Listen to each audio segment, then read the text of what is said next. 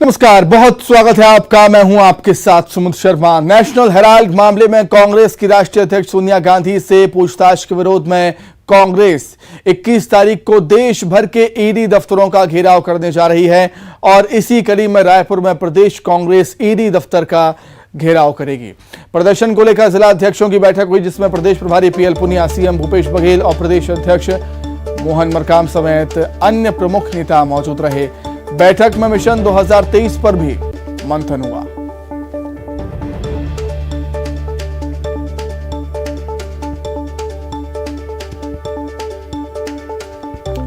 तो national Herald मामले में कांग्रेस की राष्ट्रीय अध्यक्ष सोनिया गांधी से पूछताछ का विरोध कांग्रेस करने वाली है।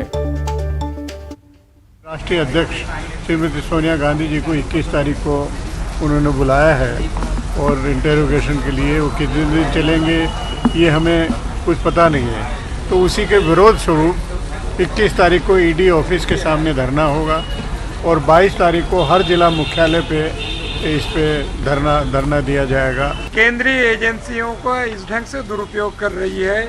अभी लोकसभा सत्र चल रहा है और हमारी सम्मानीय राष्ट्रीय अध्यक्षा है और सांसद भी हैं। लोकसभा में भाग लेना नहीं देना चाह रही है और 21 तारीख को फिर से ईडी बुला रही है, तो उसके विरोध में हम हर प्रदेश मुख्यालय में हम बृहद धरना दे रहे हैं। तो कितना आक्रामक ये प्रदर्शन रहेगा, ये विरोध रहेगा, वो हम जानेंगे। सीधे राजधानी रायपुर का रुख कर लेते हैं। देवव्रत भगत जुड़ गए हैं हमारे साथ लाइव रायपुर से। देवव्रत, राहुल गांधी से जब ईडी की पूछताछ हुई थी तब कांग्रेस काफी आक्रामक थी और अब तो यहां पार्टी के अध्यक्ष की बात है। देवव्रत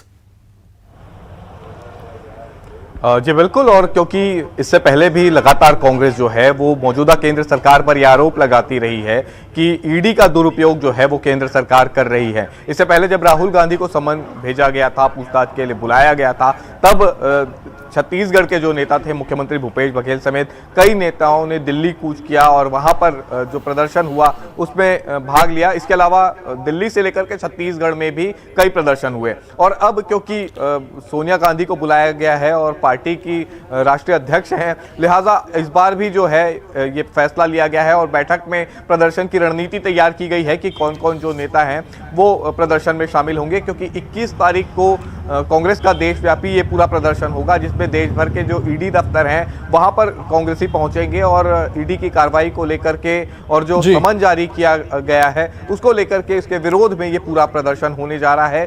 और जिस तरह से छत्तीसगढ़ में रायपुर में भी ईडी का जो दफ्तर है वहां 21 तारीख को तमाम कांग्रेसी जुटेंगे और यहां पर प्रदर्शन करेंगे। इसके अलावा 22 तारीख को जिला मुख्यालयों में धरना प्रदर्शन होगा। तो एक तरह से कांग्रेस का आक्रामक रवैया यहां पर देखा जा रहा है। प्रदर्शन के दिन तीखे तेवर भी देखे जाएंगे और केंद्र सरकार के खिलाफ लगातार हमलावर यहां पर कांग्रेस है और इस दौरान जब प्रदर्शन होंगे तब भी इस तरह की जो एक्टिविटीज है वो कांग्रेस में देखी जाएगी, वही तेवर जो है वो नेताओं में दिखेंगे। जी तो बिल्कुल देवव्रत, वहीं तेवर देखे जाएंगे। जैसा कि हमने देखा था दिल्ली में जब सीएम भूपेश बघेल पहुंचे हुए थे तो वहीं पर रोड पर वो धरने पर बैठ गए थे। अब जब सोनिया गांधी इससे पूछताछ ईडी करने जा रही है तो जरूरी भी है कि कांग्रेस के आक्रामक तेवर वहीं वैसे ही रहें जैसे राहुल गांधी के समय थे।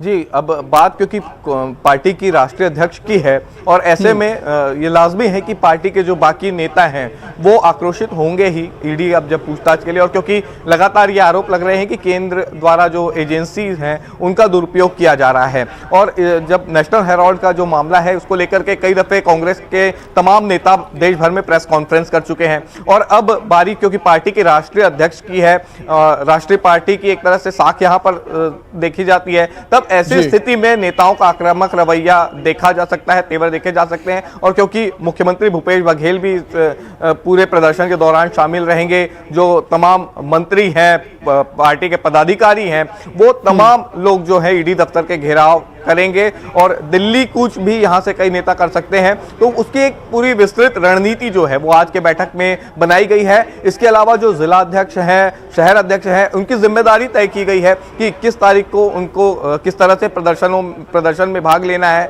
22 तारीख को जो पूरा प्रदर्शन बिल्कुल देवव्रत, हो भी सकता है कि 21 तारीख को कई नेता दिल्ली भी जाएं। बहुत धन्यवाद आपको जुड़ने के लिए। आगे बढ़ते हैं मंत्री टीएस सिंहदेव ने पंचायत मंत्री के पद से इस्तीफा दे दिया है, लेकिन टीएस सिंहदेव स्वास्थ्य मंत्री बने रहेंगे। वहीं उनके पास जो भी मंत्रालय हैं वो यथावत बने रहेंगे।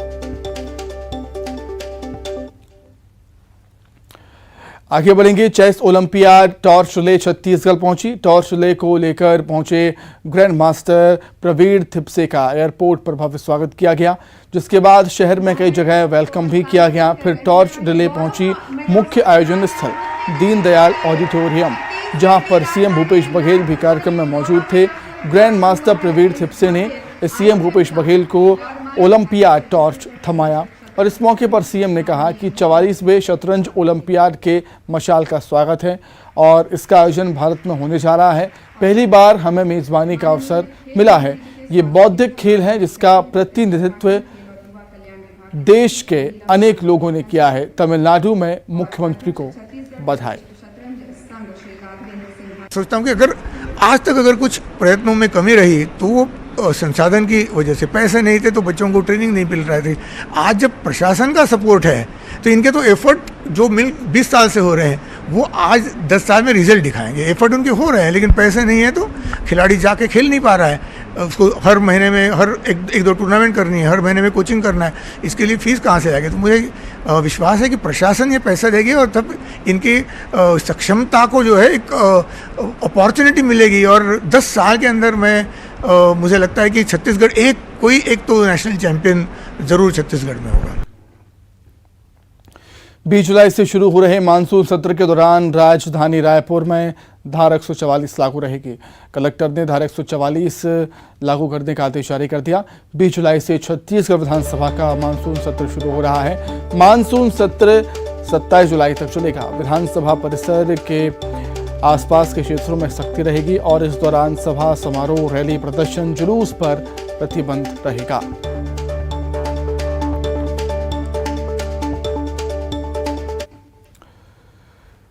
तो वहीं छत्तीसगढ़ के खाद्य मंत्री अमरजीत भगत राजनांदगांव जिले के दौरे पर थे। उन्होंने कलेक्ट्रेट में अधिकारियों के साथ समीक्षा बैठक की। बैठक में खाद्य संकट, स्कूल, अस्पतालों की समस्या को लेकर चर्चा की। मंत्री ने कलेक्टर को व्यवस्थाएं दुरुस्त करने के आदेश दिए हैं। मंत्री अमरजीत भगत ने कहा कि जिले में हो रही खाद्य संकट को दूर किया जाएगा। आया खाद बीज का भी आया था, स्कूल आश्रम छात्रावास का भी आया था, सड़क का भी आया था।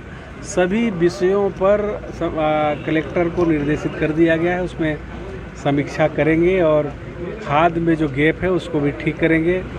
स्कूल, अस्पताल वगैरह में जहाँ पर पानी टपकने और छत से पानी वो करने का है और शौचालय, पेयजल, ये सब वगैरह का दिक्कत है, उन सभी विषयों पर आज विस्तृत से चर्चा हुआ है और संबंधित विभाग के साथ कलेक्टर को ये जवाबदारी दी गई है।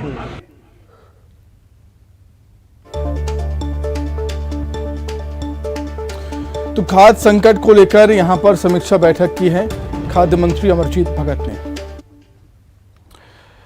प्रदेश के कोल वाशरियों और कोल डिपो में बड़ी वित्तीय गड़बड़ियां सामने आई। पिछले दिनों रायगढ़, कोरबा, बिलासपुर और जांजगीर चांपा में कोल वाशरियों और कोल डिपो पर छापेमारी के दौरान बड़ी वित्तीय गड़बड़ियों का खुलासा हुआ था। जीएसटी और माइनिंग रॉयल्टी में 300 करोड़ की हेराफेरी हुई।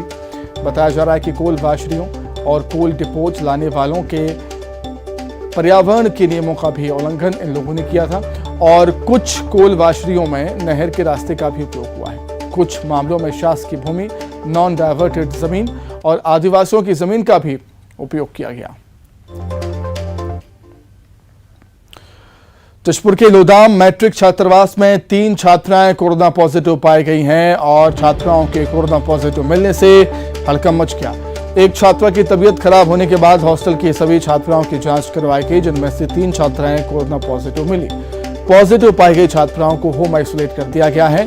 और पूरे जिले की बात करें तो जिले में 39 एक्टिव केस हैं कोरोना के।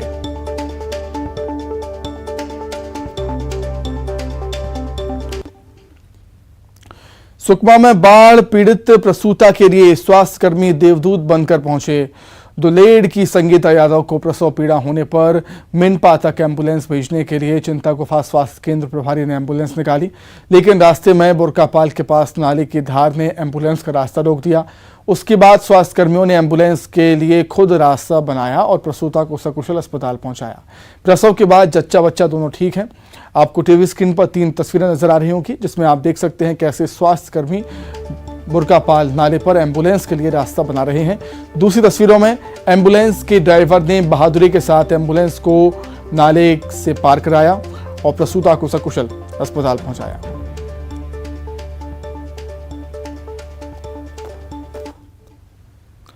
जांजगीर चांपा में लीलाधर नदी पर बने एनीकट पुल पार करने के दौरान हादसा हो गया। बाइक सवार परिवार नदी में बह गया।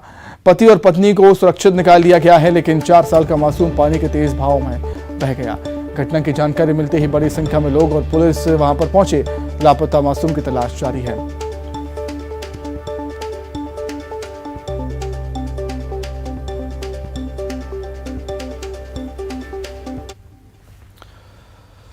खबर रायगढ़ से है, जहां एक व्यक्ति ने चलती ट्रेन से केलो नदी में छलांग लगा दी। बताया जा रहा है कि ट्रेन केलो नदी पर बने पुल के ऊपर से गुजर रही थी, तभी युवक ने नदी में छलांग लगा दी। अजमेरपुरी एक्सप्रेस से युवक सफर कर रहा था। ट्रेन में मौजूद लोगों ने घटना की जानकारी पुलिस को दी। पुलिस की टीम ने तत्परता के साथ उसकी जान बचाई। नदी से निकालने के बाद युवक को हॉस्पिटल में एडमिट किया गया।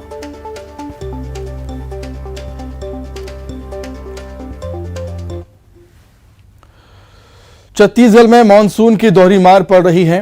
प्रदेश में कहीं झमाझम बारिश हो रही है तो कहीं पर लोगों को बारिश का इंतजार है। प्रदेश के 12 जिलों में जमकर बारिश हुई तो 3 जिलों में लोगों को बारिश का इंतजार अभी भी है। सरगुजा, जशपुर, बलरामपुर में बारिश का इंतजार है और इन 3 जिलों में 60 से 70% कम बारिश हुई है, जबकि 8 जिलों में सामान्य बारिश हुई। बस्तर के सुकमा में सबसे ज्यादा बारिश दर्ज की गई। वहीं पूरे प्रदेश की बात करें तो 8% ज्यादा बारिश हुई है पूरे प्रदेश में। कवर्धा में लगातार हो रही बारिश ने जनजीवन को अस्त व्यस्त कर दिया। वहीं सबसे ज्यादा परेशानी बच्चों को स्कूल जाने में हो रही है। जिले के दनिया गांव की एक ऐसी तस्वीर सामने आई है जो सोचने पर मजबूर करती है। तस्वीरें देखिए आप। तस्वीरों में देख सकते हैं रपटा के ऊपर से बह रहे पानी के बीच बच्चे जा रहे हैं, जान जोखिम में डाल रहे हैं। तस्वीर में बच्चे रपटा पार कर दूरस्थ गांव स्थित स्कूल जा रहे हैं। वहीं दूसरी तस्वीर है रेहुटा खुर्द प्राइमरी स्कूल की, जहां स्कूल परिसर में पानी भर गया। क्लास के अंदर पानी भरा हुआ है। ये देखिए आप, बच्चों को पानी के बीच बैठकर पढ़ाई करनी पड़ रही है।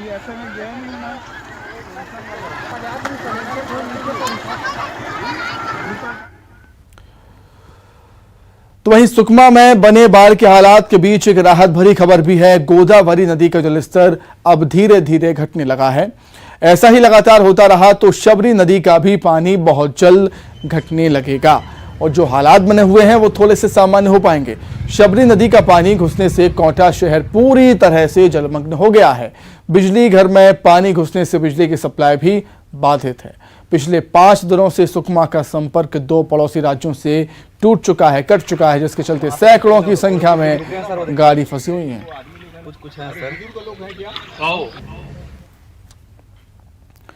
सुकमा में बाढ़ प्रभावित क्षेत्रों का आबकारी मंत्री कवासी लखमा ने निरीक्षण किया, दौरा किया। कवासी लखमा ने बाढ़ पीड़ितों से मुलाकात कर उनसे बात की। कवासी लखमा ने प्रशासन से राहत और बचाव कार्य तेज करने के निर्देश दिए। कवासी लखमा के साथ कलेक्टर और एसपी ने भी बाढ़ प्रभावित क्षेत्रों का दौरा किया था और पीड़ितों को हर संभव मदद का भरोसा दिया है। बहुत गहरा है।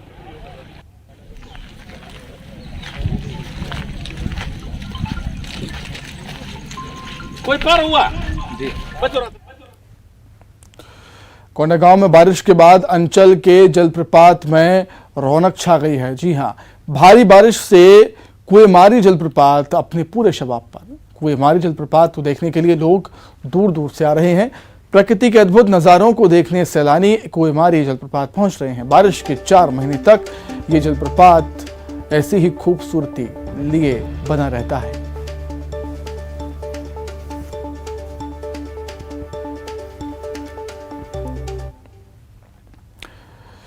कहते हैं पढ़ेगा इंडिया तभी तो बढ़ेगा इंडिया। लेकिन बालोद जिले के गोडपाल गांव में ये कहावत चरितार्थ होती नजर नहीं आती। दरअसल इस स्कूल के बच्चों को पढ़ाई करने के बजाय आधा किलोमीटर दूर जाकर पानी लाना पड़ता है। स्कूल में जो चपरासी है वो हड़ताल पर है और बिजली की समस्या होने के चलते स्कूल की मोटर बंद है, जिसकी वजह से बच्चों को पानी लाने के लिए दूर जाना पड़ता है। इतना ही नहीं, स्कूल में लगभग 31 विद्यार्थी पढ़ाई करते हैं, लेकिन शिक्षक हैं सिर्फ 2। स्कूल एक कतिक दूर है स्कूल?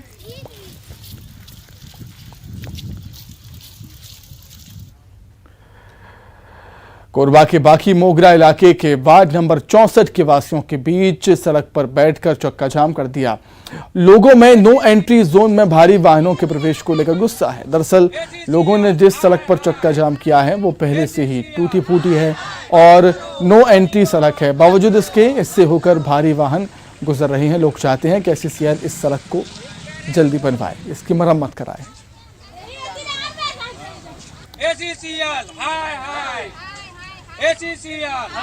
क्या बोलते हैं, वो भारी वाहन के चलते बैठे हैं यहाँ पे। क्या चाहते हैं आप लोग? हम लोग रोड का सफाई चाहते हैं SCCL से। अभी तक कोई SCCL के जिम्मेदार है? कोई नहीं आए हैं, अभी तक कोई नहीं आए हैं। हमारे द्वारा SCCL प्रबंधन को लेटर भी दिया गया, उसके बाद जाकर उनसे बैठ कर चर्चा भी की गई।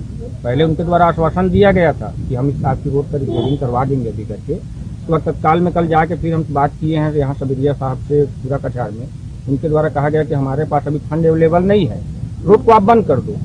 भाई आपको रोड बंद करना कोई एक वैकल्पिक व्यवस्था नहीं है, उस चीज को आपको पहले देखना था। फंड नहीं था तो रोड को चालू नहीं करवाना था आप लोग को। कोंडागांव के बाजार पारा स्कूल में छात्रों और स्कूल प्रिंसिपल के बीच रिजल्ट और कक्षा में बैठने को लेकर तनातनी का माहौल बन गया। दरअसल करीब सभी स्कूलों में 9वीं कक्षा की पूरक परीक्षा का रिजल्ट जारी हो गया है, लेकिन बाजार पारा स्कूल में बच्चों को अभी तक रिजल्ट नहीं मिल पाया। 9वीं क्लास के छात्र जब अगली कक्षा में बैठने जाते हैं तो वाइस प्रिंसिपल उन्हें कक्षा में नहीं बैठने देते। छात्रों का कहना है कि जब भी अपना रिजल्ट मांगते हैं तो वाइस प्रिंसिपल हमें रिजल्ट देने में आनाकानी करते हैं और धमकी देते हैं कि जो करना हो कर लो। उसका मांगते रहते सर, तो यहाँ से वहाँ घुमाते रहते हैं, कभी धमकी देते हैं। आज बैग को फेंक दिए थे बाहर में निकाल के, तो हम लोग गए तो क्या बोलते हैं जो करना कर लो। तब मम्मी पापा बुलाए तो बोल रहे थे बहुत। नहीं, 9th का कोई मना नहीं किया, हम तो 9th को रोज बोलते हैं। 9th से निकाल के बाहर से बैठे रहते ग्राउंड में, हमको 10 में बैठाइए करके और जबरदस्ती बैठ गए थे 10। आइए सीधे रुख करेंगे, बीजेपी के राष्ट्रीय अध्यक्ष JP नड्डा प्रेस कॉन्फ्रेंस कर रहे हैं। देश की सेवा करने में कोई कसर नहीं छोड़ी है। जैसा मैंने बताया कि वो एक किसान परिवार को बिलोंग करते हैं और उनका लालन पालन झुंझुनू के एक डिस्ट्रिक्ट के गांव में वहाँ हुआ और गांव के स्कूल से पढ़ाई करते हुए उन्होंने सैनिक स्कूल चित्तौड़गढ़ से अपनी शिक्षा ली। बाद में वो राजस्थान यूनिवर्सिटी में फिजिक्स की उन्होंने पढ़ाई की और साथ में LLB किया। वह फर्स्ट जनरेशन के प्रोफेशनल हैं, यानी वकालत के रूप में वो फर्स्ट जनरेशन में वकील बने और बहुत ही कम समय में उन्होंने अपने आप को राजस्थान हाई कोर्ट में एक सक्षम वकील, एक प्रसिद्ध वकील के रूप में स्थापित किया और साथ ही साथ सुप्रीम कोर्ट में भी उन्होंने अपना नाम एक वकील के रूप में स्थापित किया। So he is a first generation lawyer, first generation professional. और सार्वजनिक जीवन में आने से पहले वो एक प्रतिष्ठित वकील के रूप में उन्होंने अपने आप को स्थापित किया।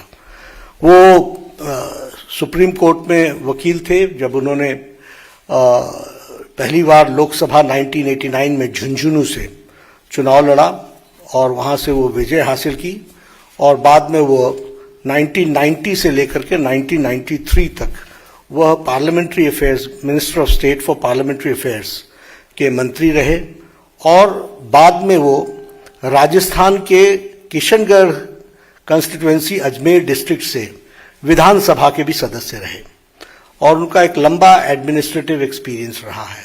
हम सब जानते हैं कि वो जुलाई महीने 2019 में उन्होंने राज्यपाल का पद वेस्ट बंगाल में, पश्चिम बंगाल के राज्यपाल के पद को संभाला as governor of West Bengal.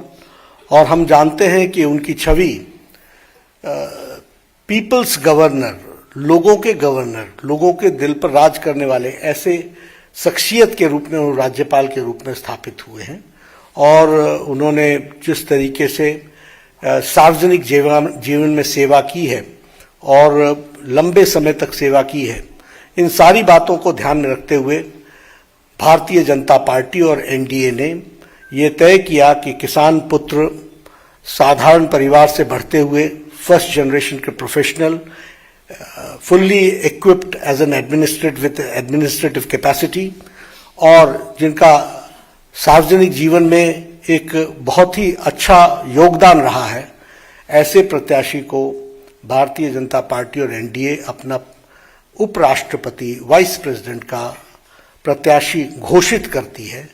और आगे चल करके उनके नॉमिनेशन की तारीख भी तय होगी और फिर चुनाव की दृष्टि से तैयारी होगी। मुझे यही आप सबको बताना था। श्री जगदीप धनखड़ हमारे एनडीए के प्रत्याशी हैं। बहुत बहुत धन्यवाद।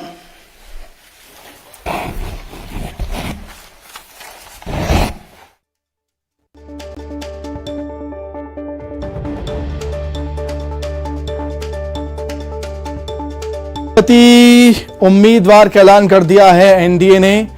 जगदीप धनखड़ एनडीए की तरफ से उपराष्ट्रपति पद के उम्मीदवार होंगे।